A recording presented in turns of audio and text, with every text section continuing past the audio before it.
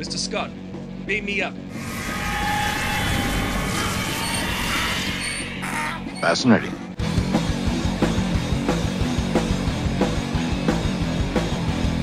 Star Trek Into Beyondness is the third Star Trek movie in the rebooted J.J. Abrams verse. But this one happens to be the first movie that J.J. Abrams hasn't directed. This one is directed by Justin Lin, who's mainly known for the Fast and Furious franchise.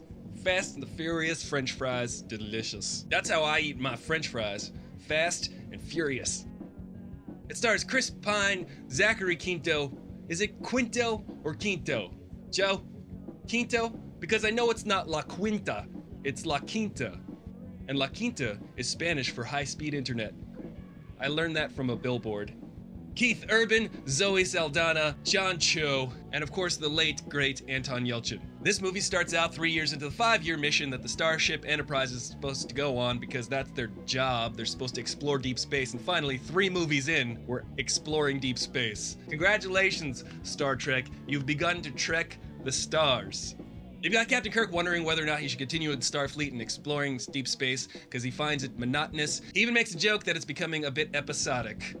I see what you did there. Then you've got Spock, whose relationship with Uhura is strained because Spock is wondering whether or not he should continue the Vulcan species and fulfill his duty as ambassador to New Vulcan, because if you recall, in 2009 Star Trek, Vulcan imploded with the red matter. J.J. Abrams likes to implode planets in his movies. So there's no more Vulcan, and Spock is having a bit of an existential crisis.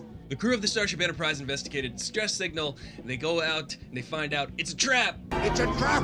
And they end up stranded on an M-class planet, but they're all split up. So you've got Bones and Spock together, Captain Kirk and Chekhov. Scotty's on his own, but he encounters an alien who just so happens to be great at engineering. Just so happens. So the whole time they're trying to get off this planet and stop the evil Krall, not to be confused with Krall, or Diana Krall. She's a talented musician. The evil Krall is played by Idris Elba. They went from Khan to Shere Khan in these Star Trek movies. And he's pretty darn good at being menacing. Chris Pine as Captain Kirk, I think, was the closest to the William Shatner version that we've ever got.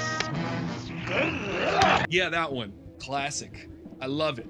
The dynamic between Spock and Bones is very classic Star Trek. I thought that was very funny and fitting. They're always a bit at odds. They're both best friends with Captain Kirk, but they're opposite from each other. And Captain Kirk needs the two of them to sort of balance out his own personality. Captain Kirk is all gut, Spock is all head, and Bones is all heart. So when you put them together, you've got a complete team.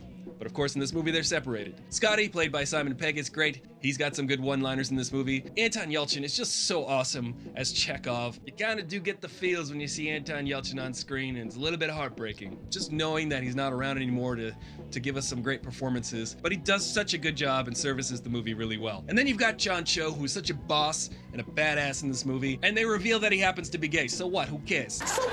Who cares? I have to say, though, Justin Lin as a director is more of an action director than he is an actor's director. So overall, I think the performances could have used a little bit more oomph, but I think the characterizations were pretty good. I happen to like this Star Trek better than Star Trek Into Darkness, because Star Trek Into Darkness was just more of a Star Trek's greatest hits, a rehash of all of the cool things that we've liked about all of the Star Trek movies and the series. This one feels like an old episode of the series without rehashing all of the stuff that we've seen before, literally.